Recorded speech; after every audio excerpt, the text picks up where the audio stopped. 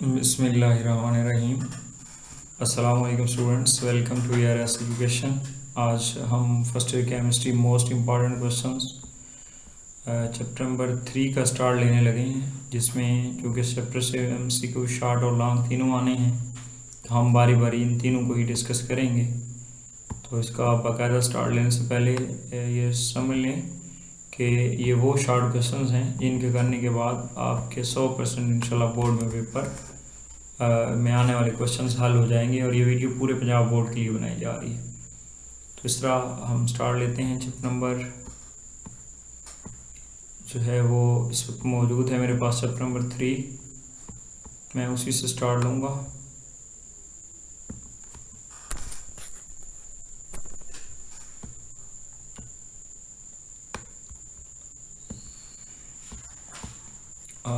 उससे पहले आपको ये बताता चलूँ कि ये जो डाटा है ये core concept perfect series exam cracker chemistry for FSC part 1 is written by professor doctor Tariq Riaz Bhutta. उनकी कंपाइल की हुई बुक है, तो उनकी इजाज़त से ये रिकॉर्डिंग हो रही है। तो इसी तरह चैप्टर नंबर 2 के मैं पहले एक्सरसाइज के क्वेश्चंस को स्क्रॉल कर रहा हूँ, उसके बाद हम चलेंगे इसके मोस्ट इम्पॉर्टेंट MCQ शॉर्ट और लॉन्ग की तरफ।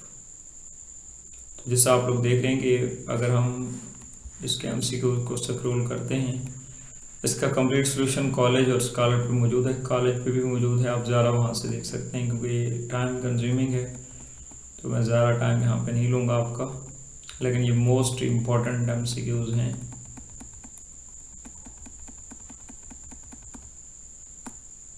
उसके बाद हम मोस्ट इम्पॉर्टेंट शॉर्ट क्वेश्चन की तरफ आते हैं। मैं यहाँ पे पेन लेता हूँ।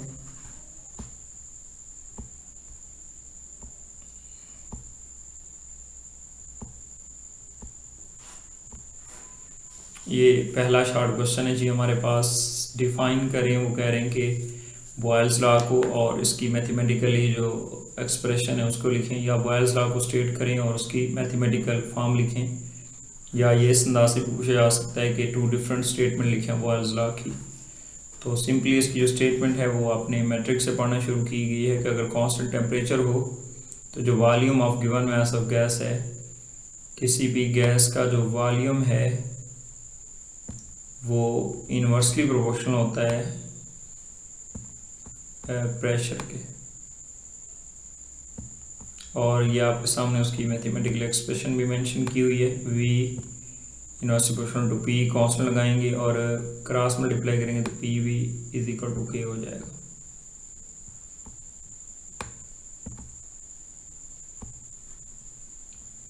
नेक्स्ट बॉयल्स लॉ को हम दूसरी डेफिनेशन ये भी लिख सकते हैं कि कांस्टेंट टेम्परेचर पे जो product of pressure and volume of given mass जो है वो गैस का, वो हमेशा कांस्टेंट होता है। आप इसे भी लिख सकते हैं।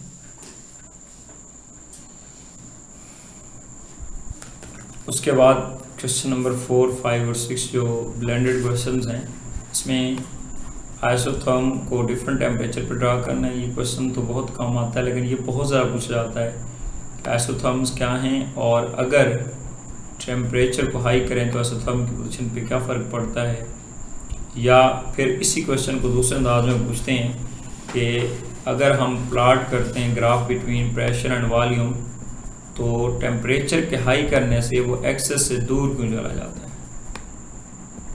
टेम्परेचर को आपने हाई किया, अब वो प्रेशर एक्सेस से दूर क्यों चला जाएगा। ये क्वेश्चन भी उसी अंदाज से पूछा जाता है। तो इन सब का आंसर यही है कि सबसे पहले हम आइसोथर्म को डिफाइन करें। तो आप लोग देख रहे हैं कि ग्राफिकली ये रिप्रेजेंटेशन है that shows the variation of physical property of a gas at constant temperature. इसको हम आइसोथर्म कहते हैं। यानी कि टेम्परेचर को कांस्टेंट रखने के बाद जो हमने ग्राफ एक बनाना है, तो उसको हम बोलेंगे बेसिकली जो वॉल्यूम और प्रेशर के दरमियान होता है, उसको हम कहते हैं कि ये क्या है जी हमारे पास, ये बेसिकली आइसोथर्म है।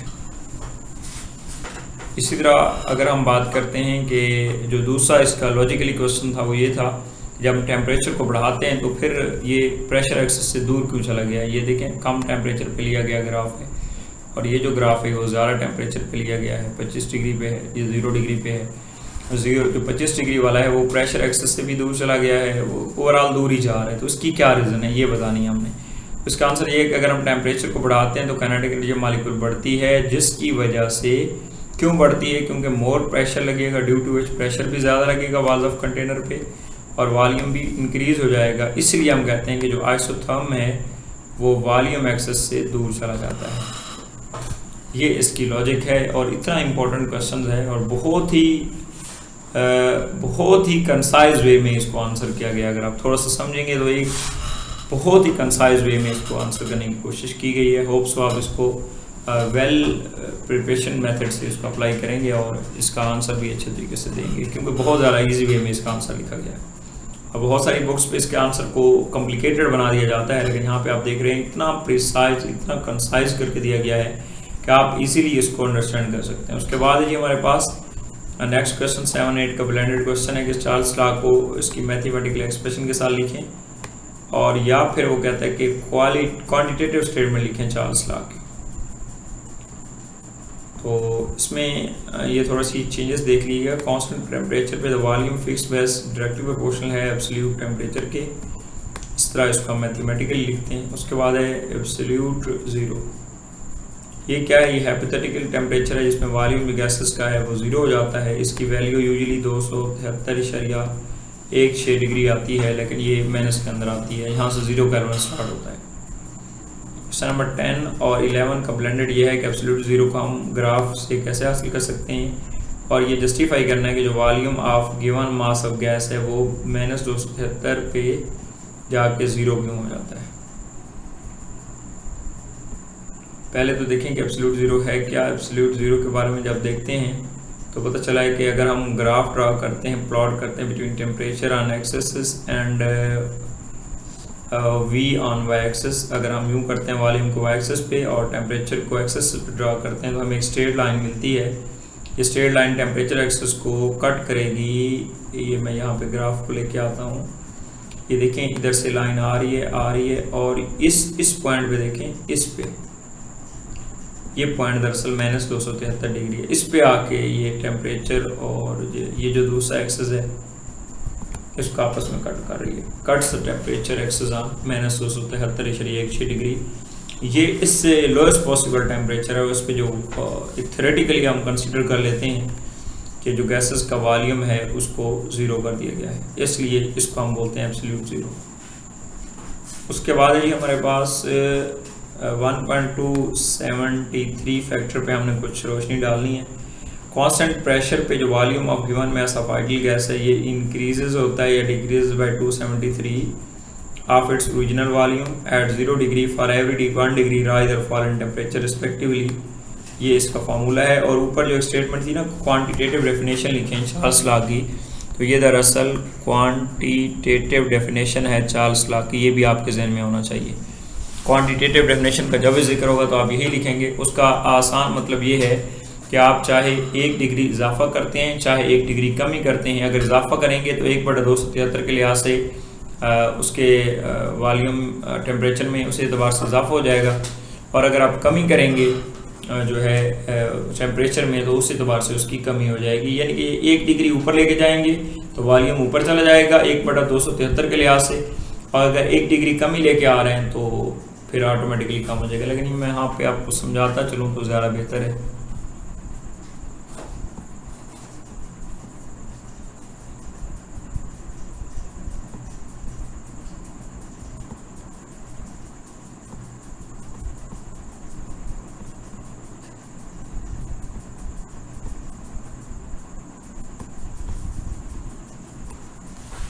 इसमें हम ये देखते हैं कि हमने अगर एक ग्राफ ड्रा करना है,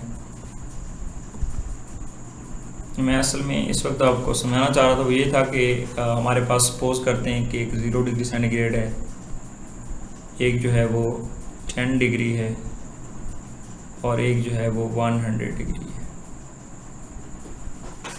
इसमें 1 डिग्री राइज और फॉल इन टेम्परेचर के लिहाज से मैं आपको 1/273 इसे समझाना चाह रहा हूँ कि 0 पे सपोज कर लेते हैं कि उसका टेम्परेचर है 546 केल्विन।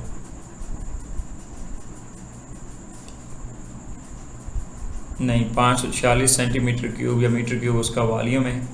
अगर मैं 10 डिग्री बढ़ाता हूँ तो इसका 1/273 हिस्सा इस ओरिजिनल वॉल्यूम से बढ़ जाएगा और ये तकरीबन बनेगा 566, यानी कि 1/273 हिस्सा जो इस एतबार से निकालेंगे वो 1 डिग्री पे 2 सेंटीमीटर क्यूब बढ़ता है। ओरिजिनल वॉल्यूम देखें ना, 1/273 हिस्सा जब के निकालेंगे ना 2 आंसर आएगा। अगर 1 डिग्री पे 2 सेंटीमीटर क्यूब बढ़ रहा है तो साफ है 10 डिग्री पे 20 सेंटीमीटर क्यूब बढ़ेगा तो ये 566 सेंटीमीटर क्यूब हो जाएगा। ऐसे ऊपर को जाएंगे वॉल्यूम जो है वो बढ़ता जाएगा और नीचे आएंगे जब हम -273 डिग्री पे आएंगे कम होता होता जो वॉल्यूम है वो उसका 0 हो जाएगा। ये हाइपोथेटिकली ही है लेकिन उसको हमने प्रूव करना है कि जब -273 पे आते हैं तो उसका वॉल्यूम 0 हो जाता है। ये वाला टेम्परेचर जिस पे उसका वॉल्यूम 0 हुआ है इसको बेसिकली हम एब्सोल्यूट 0 बोलते हैं, केल्विन स्केल बोलते हैं। ये है जिसकी डेरिवेशन आपको समझाना मैं चाह रहा था। उसके बाद है जी why absolute 0 is unattainable. Absolute 0 को हम हासिल क्यों नहीं कर सकते, इसकी क्या वजह है? एक तो ये जो टेम्परेचर -273 है इसको हम एब्सोल्यूट 0 कहते हैं। ये लोएस्ट पॉसिबल टेम्परेचर है जहाँ पे गैस जो है वो 0 हो जाती है। दूसरी बात यह है कि अगर अचीव इसलिए नहीं कर सकते क्योंकि गैस जो है वो लिक्विफाई हो जाती हैं और सॉलिडिफाई हो जाती है, या तो वो लिक्विड में चली जाएंगी या फिर सॉलिड में चली जाएंगी, तो उसलिए हासिल ही नहीं कर सकेंगे इसको। और कोई चीज़ दुनिया में जो है वो 0 वॉल्यूम नहीं रखती, क्योंकि अगर 0 रख लेगी तो वो तो law of conservation of mass को वायोलेट कर लेगी, क्योंकि पॉसिबल नहीं है। इसलिए हम कहते हैं कि जो एब्सोल्यूट 0 है दिस इज अनअटेनेबल, इसको हम हासिल ही नहीं कर सकते। उसके बाद ही हमारे पास नेक्स्ट है जी write the formula to interconvert various scales of temperature. Degree को फॉरेन में लेके डिग्री में लेके आना है तो फ़ारेनहाइट -32 कर दें जो इसकी वैल्यू आपको मिले। अगर डिग्री में जो है फ़ारेनहाइट में लेके जाए तो डिग्री के अंदर जमा कर दें 32 और इसको 5/9 इसको 9 में कर देंगे। और अगर केल्विन में जाना हो तो सिंपली 273 ऐड कर देंगे, अगर वापस आना तो वो माइनस कर देंगे 273। उसके बाद हमारे पास नेक्स्ट है जी कि जो है वो कैलकुलेट करें value of gas constant R in SI unit. SI unit में हमने इसको जो है वो कैलकुलेट करना है, तो इसको सिंपली हम कैसे कैलकुलेट कर सकते हैं?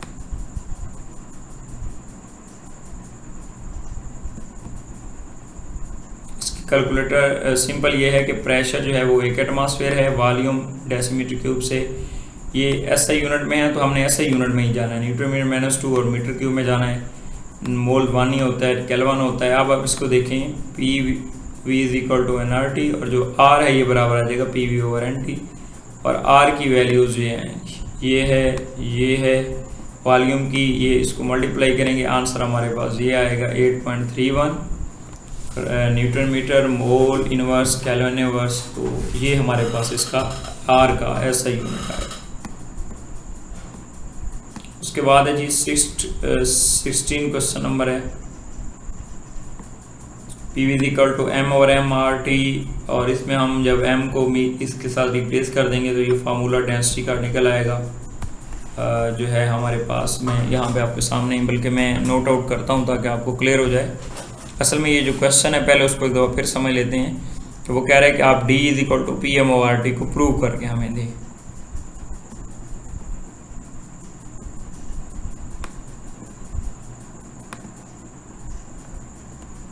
प्रूव कुछ इस तरीके से होगा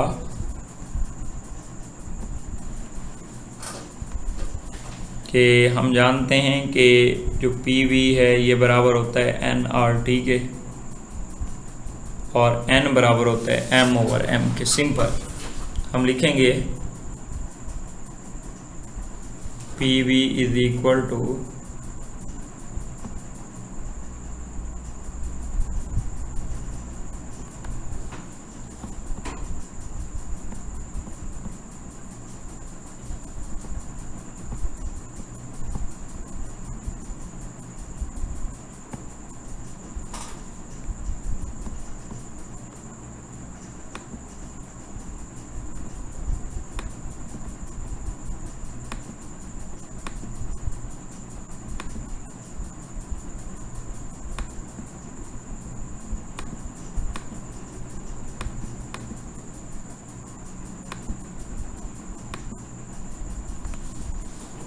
PV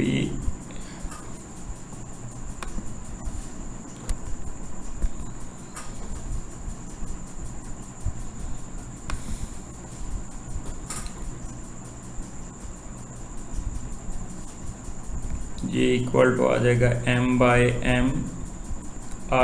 अब हम इसकी जगह पे इधर आके मल्टीप्लाई डिवाइड हो जाएगा, ये उधर आके मल्टीप्लाई हो जाएगा। PV is equal to M/VRT, और M/V की जगह पे हम सिंपली RT लिख देंगे। PV is equal to DRT, और ऑटोमेटिकली जो D है ये इक्वल हो जाएगा PM/RT, और हमने भी इसी चीज़ को प्रूव करना है। नेक्स्ट है जी define Avogadro's law with two example. तो आपको पता है कि हमारे पास लॉ की स्टेटमेंट ये है कि इक्वल वॉल्यूम अगर हम लेते हैं, ये हमने चैप्टर नंबर 1 के क्वेश्चन में भी पढ़ा था। अगर हम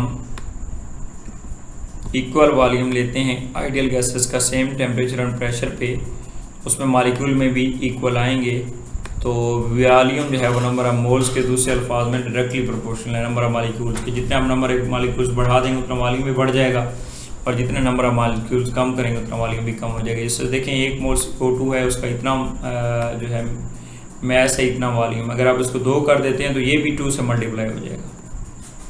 उसके बाद 3 क्वेश्चन जो ब्लेंडेड आ रहे हैं वो ये हैं कि मॉलिक्यूलर मास जो अभी हमने डेरिवेशन निकाली है उसको करना है, वही M से हमने M को अब सेपरेट आउट करना है।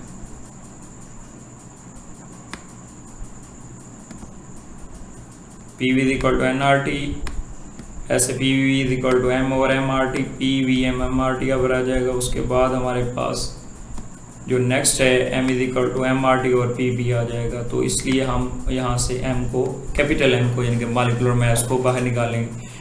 इसको इस्तेमाल करते हुए हम किसी भी जो है मॉलिक्यूल, उसका मॉलिक्यूलर मास इजीली डिटरमिन कर सकते हैं। Next Dalton law. Dalton law क्या है कि टोटल प्रेशर जो है by mixture of non reactant gases, वो सम होता है partial pressures of all gases present in mixture. ये देखें PT is equal to P1 P2 और Pn आता है। किसी भी गैस का जो प्रेशर है वो मिक्सचर होता है गैसेस का, इसको हम पार्शियल प्रेशर ऑफ गैसेस कहते हैं।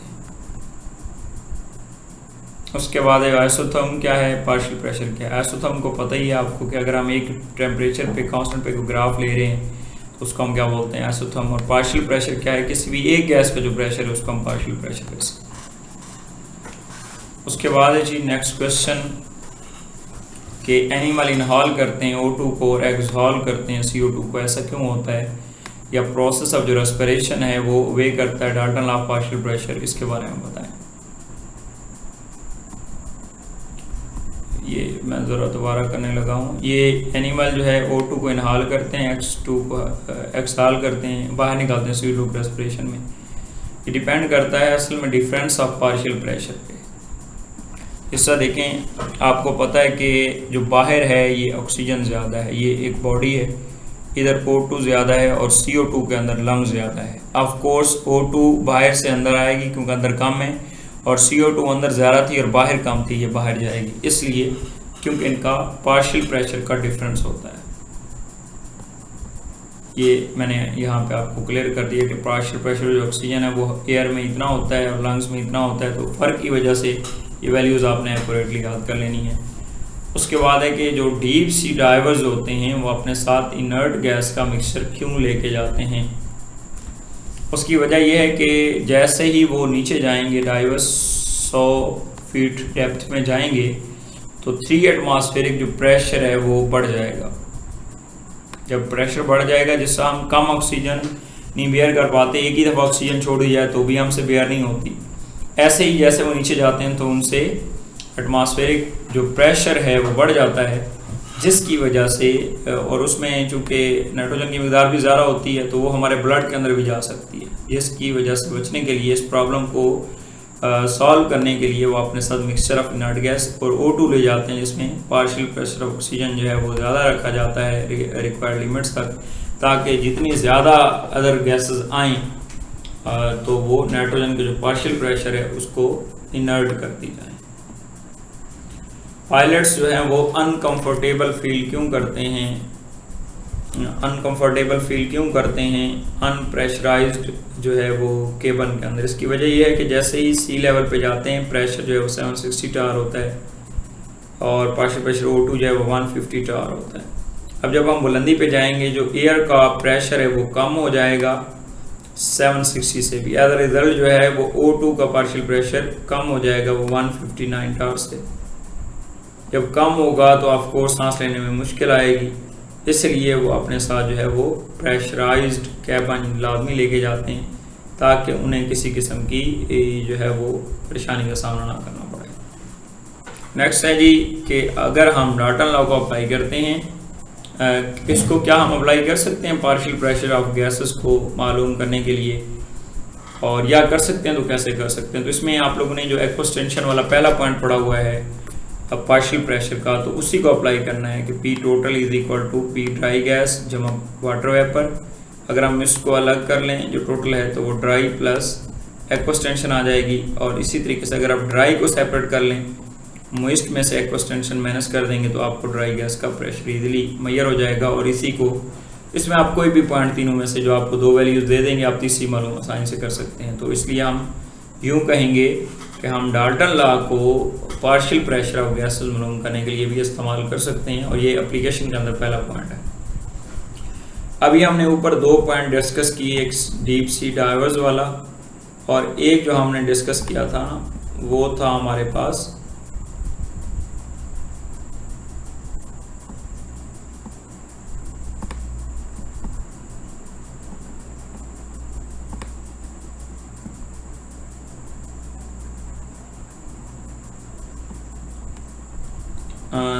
वो आपस में दो एप्लीकेशन पूछ रहा है डाल्टन लॉ की। तो इसमें एक तो डीप से डाइवर जो है वो ब्रीथ नहीं कर सकते नॉर्मल एयर में डेप्थ ऑफ सी में, और दूसरा हायर एल्टीट्यूड पे पार्शियल प्रेशर ऑक्सीजन है वो बहुत ज़्यादा लो होता है, इसलिए भी उनको सांस लेने में मसले आती है। तो आपने दोनों पॉइंट जो अभी ऊपर पढ़े हैं उन्हीं को लिख देना है, तो इसकी एप्लीकेशन भी कम्प्लीट हो जाएगी। नेक्स्ट हम मूव करते हैं जी चैप्टर टॉपिक डिफ्यूजन और फ्यूजन की तरफ। डिफ्यूजन क्या है? Spontaneous mixing of molecule different gases को डिफ्यूजन बोलते हैं। Escape of gas molecule one by one without collision through a hole, इसको हम बोलते हैं गैसेस जो है मिक्स हो जाती हैं इसमें जो है कोलिजन होती है, इसमें मिक्सिंग नहीं होती। अगर मिक्सिंग होती भी है तो वो higher concentration to area of lower concentration होती है। जो कोलिजन ऑफ गैस मॉलिक्यूल है कंटेनर में जब एक दूसरे के फ्रंट में आते हैं तो वो बस छुप करके चले जाते हैं कोलिजन की वजह से, और यहाँ पे रैंडम मोशन और कोलिजन की वजह से उसकी डिफ्यूजन होती है, लेकिन यहाँ पे विदाउट कोलिजन होती है फ्यूजन। ये तमाम डायरेक्शन में होता है लेकिन ये वहीं पे होता है जहाँ पे होल होगा। स्मेल ऑफ रोज है, ये सेंट है जब पूरे रूम में फैल जाती है। Loss of gas molecule from balloon over time, या फिर जो पाइप का गाड़ी का टायर पंचर होना, ये भी एग्जाम्पल आती है इसकी। ग्राहम लॉ ऑफ डिफ्यूजन को स्टेट करना है उसकी मैथमेटिकली, तो कांस्टेंट टेम्परेचर और प्रेशर पे जो रेट होता है डिफ्यूजन और फ्यूजन वो बेसिकली यूनिवर्सल प्रोपोर्शनल है स्क्वायर रूट ऑफ डेंसिटी और molecular mass. Kinetic molecular theory की बात करते हैं तो उसके चार पोस्टुलेट्स होते हैं। नंबर वन ये है कि कोई अट्रैक्टिव फोर्सेस नहीं होती, एक्चुअल वॉल्यूम में गैस का निग्लिजिबल है as compare to total volume of gas. अगर हम बॉयल्स लॉ को काइनेटिक मॉलिक्यूलर थ्योरी से डेराइव करना चाहें तो उसकी कुछ डेरिवेशन यूँ होंगी कि शुरू में हम लेके आएंगे kinetic gas equation P = 1v3 mnc bar square. Kinetic energy जो है वो डायरेक्टली प्रोपोर्शनल होती है एब्सोल्यूट टेम्परेचर के, वो 8वां पॉइंट लिखेंगे, उसमें कांस्टेंट डालेंगे, मल्टीप्लाई करेंगे राइट साइड ऑफ इक्वेशन 1/2 और इसको आपस में जब डिवाइड कर लेंगे तो कुछ यूँ आंसर आएगा। फिर इसकी इस फॉर्म में लेके आएंगे कि ये 2/3 kT बने, और उस कांस्टेंट को ख़त्म करने के बाद P = K लगा देते हैं, जिससे ये प्रूव हो जाता है कि ये किसकी स्टेटमेंट है? बॉयल्स लॉ की स्टेटमेंट। चार्ल्स लॉ को करना हो तो उधर पीछे से ही आगे स्टार्ट कर लेंगे। P = 1/3 mnc बार का स्क्वायर। तो इसमें जो मज़ीद हम काइनेटिक गैस इक्वेशन को भी पुट करेंगे, उसकी तरह मल्टीप्लाई डिवाइड भी करेंगे, कैंसिल करेंगे, और इसी तरह इसकी जो फाइनल फॉर्म है वो टेम्परेचर के वॉल्यूम को डायरेक्टली प्रोपोर्शनल करवा देंगे, जिससे हमें चार्ल्स लॉ मिलेगा। अब इसी तरह अगर हम अवोगाड्रो को ड्राइव करना चाहें तो उसके लिए दो अलग अलग गैसेस ले लेनी है। एक P = 1/3 m1c1 n1c1 bar square, P = m2 n2c2 bar square, और इनको जब हम इक्वल करेंगे तो आंसर कुछ यूँ आएगा इसको प्रोसीड करते जाएंगे, N1 N2 के बराबर आएगा, मतलब उसके मालिक्यूल्स क्या हो चुके हैं, इक्वल हो चुके हैं। अगर हम काइनेटिक इंटरप्रिटेशन ऑफ टेम्परेचर की बात करते हैं तो ये क्रिटिकल टेम्परेचर और प्रेशर ये है कि जब मिनिमम प्रेशर लिक्विफाई या gas is called critical temperature, और हाईएस्ट टेम्परेचर जब सब्सटेंस एज लिक्विड एग्जिस्ट करता है उसको हम क्रिटिकल टेम्परेचर कहते हैं। इसी तरह क्रिटिकल टेम्परेचर के बाद कौन से फैक्टर्स को इफेक्ट करते हैं, इसको मेनली जो है पहले तो वही डिफाइन करना है कि जिस पे एग्जिस्ट कर सकता है एज लिक्विड। उसके बाद गैसेज जिनके क्रिटिकल टेम्परेचर ज़्यादा होता है उसको हम इजीली लिक्विफाई कर सकते हैं। और इसमें मेन जो फैक्टर इसको इफेक्ट करते हैं वो नेचर ऑफ मालिक्यूल है, वो पोलर है या नॉन पोलर है। अगर पोलर हैं तो उनकी हाई पॉसिबिलिटी होगी, अगर नॉन पोलर हैं तो उनकी लो पॉसिबिलिटी होगी। अगर हाई होगी तो टीसी की वैल्यू भी हाई होगी, लो होगी तो टीसी की वैल्यू भी लो होगी। जो स्मॉल नॉन पोलर मालिक्यूल हैं उनकी पॉसिबिलिटी लो होती है और उनकी भी क्रिटिकल वैल्यूज़ बहुत कम होती है। जॉब थॉमसन इफेक्ट क्या है, ये असल में वो इफेक्ट है कि अगर हम एक हाईली कंप्रेस्ड गैस को सडनली एक्सपेंड करते हैं तो इससे कूलिंग प्रोड्यूस होती है। इस इफेक्ट को हम बोलते हैं जॉब थॉमसन इफेक्ट। और इसी तरह अगर हम बात करते हैं next non ideal behaviour of gases की, तो इसमें ये क्वेश्चन बहुत ज़्यादा एक्सरसाइज में से रिपीटेड है कि जो वाटर वेपर्स हैं वो 273 केल्विन पे जाके आइडली बिहेव नहीं करते, ऐसा क्यों होता है?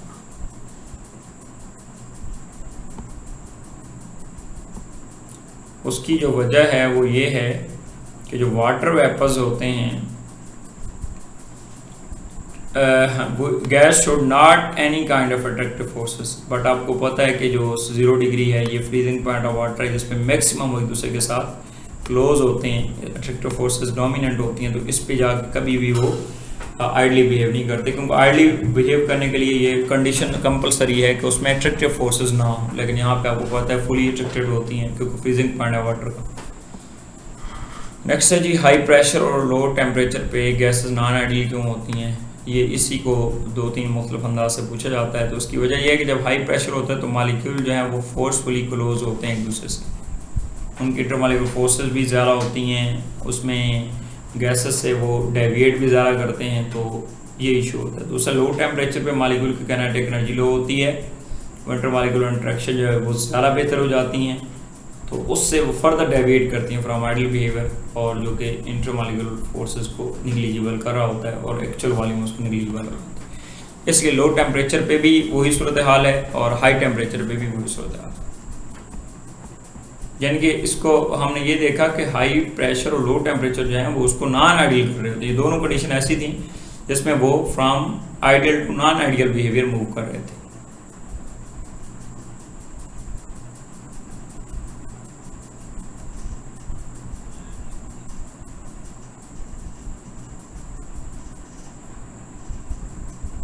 ये क्वेश्चन भी बहुत ज़्यादा रिपीटेड है कि SO2 और ये कंपैरेटिवली नॉन आइडियल है जो SO2 है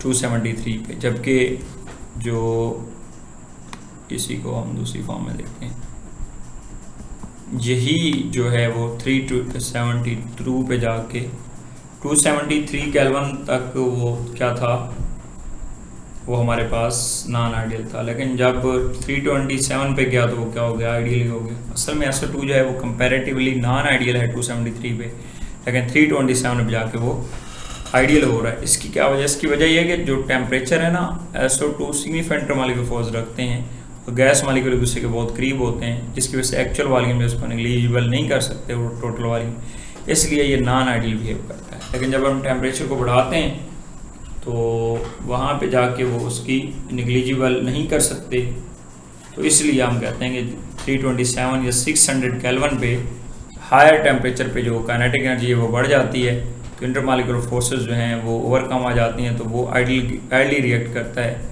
और एक्चुअल वॉल्यूम को as compare to total volume जो है वो भी हम निगलिजिबल कर सकते हैं।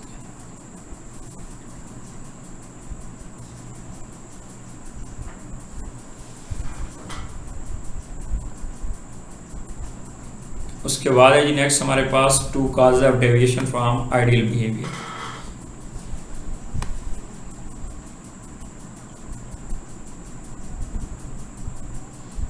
इसकी जो वजह है वो ये है एक तो जो मैं यहाँ पे दोबारा आपको बताता चलूँ कि एनी आइडियल गैस जो है वो should not have attractive forces among the gas molecule, लेकिन ये ऑब्जर्व किया गया है जो फोर्स ऑफ अट्रैक्शन है वो अमंग गैस मॉलिक्यूल मौजूद होती हैं, इसलिए ये डेविएशन करेगी। और दूसरी बात, जो actual volume of ideal gas है वो निग्लिजिबल होता है, लेकिन ये उस वक्त ट्रू होता है जब गैसेस हाई टेम्परेचर और लो प्रेशर पे होती हैं, इनके हर वक्त ऐसा नहीं होता। इसलिए गैसेस रियलिटी में कोशिश करती हैं को ideal to non ideal behaviour move करती हैं।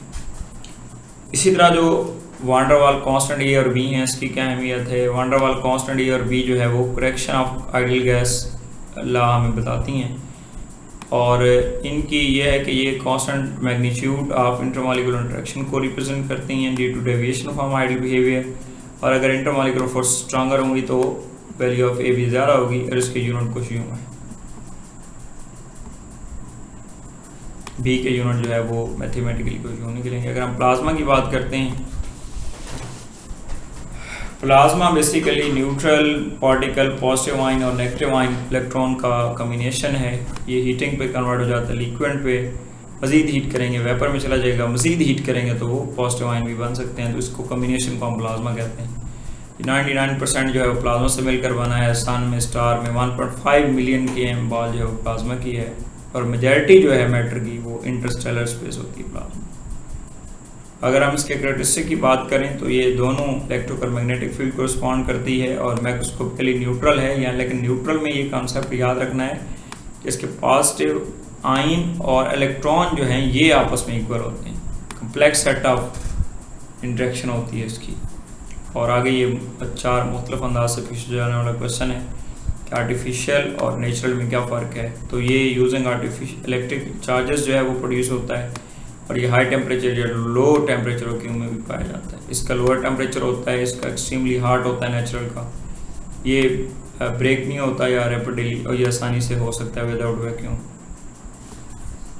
इसी तरह इसका लास्ट क्वेश्चन ये है कि हम प्लाज्मा को यूज़ कहाँ से करते हैं। लेज़र एक्सेलेटर और pasteurised food, corrosion resistant tools और ऑफिसेस वगैरह में हम इसको यूज़ कर सकते हैं इजीली। इसी तरह इसके जो रिसेंट रेयरली आस्क्ड क्वेश्चंस हैं वो इसको शामिल नहीं कर रहा मैं। अब हम मूव करते हैं इनके मोस्ट इम्पॉर्टेंट लॉन्ग क्वेश्चन की तरफ। जिस तरह डाल्टन लॉ का स्टेटमेंट है ये बहुत अहम है, ग्राहम लॉ बहुत अहम है, ऐसे ही ये kinetic molecular theory, Boyle's law, गर्डलर फॉर्म, KMT, लिक्विफिकेशन ऑफ गैसेस, क्या स्पेशली लेंस के बारे में पूछा जाता है, जॉल-थॉम्सन इफेक्ट, और फिर भी यहाँ पे लेंस के बारे में पूछा जाएगा, और नॉन आइडियल बिहेवियर क्या है ये भी बहुत पूछा जाता है, सब प्लाज्मा स्टेट भी। तो तकरीबन ये 8 क्वेश्चन बनते हैं, इनको पहले करें आप लोगों, फिर अगर टाइम बच जाए फिर आप लाजमी तौर पर रेयरली जो आस्क्ड क्वेश्चंस हैं उनको टाइम दिया करें, क्योंकि आपके सामने मैं यहाँ पे स्क्रॉल कर रहा हूँ, आपको नज़र आ रहे हैं। और न्यूमेरिकल चूँकि सब चैप्टर में शामिल नहीं है तो इसको हम नहीं करेंगे, लेकिन लॉन्ग क्वेश्चन जो है वो अच्छे तरीके से आप करेंगे। ये एग्जाम्पल भी नहीं करनी, यहाँ तक जो है आपको जितने 18 तकरीबन बन रहे हैं पहले 8 करें, और उसके बाद फिर आप नेक्स्ट वाले 10 भी ऐड कर लें, क्योंकि इसका फ़ायदा ये हो जाएगा कि आप आसानी से इसको कवर भी कर सकेंगे और ये मुश्किल भी नहीं होगी। इसका मैं एक दफ़ा पूरी जो फाइल है हमारी उसका ओवरव्यू लेता हूँ।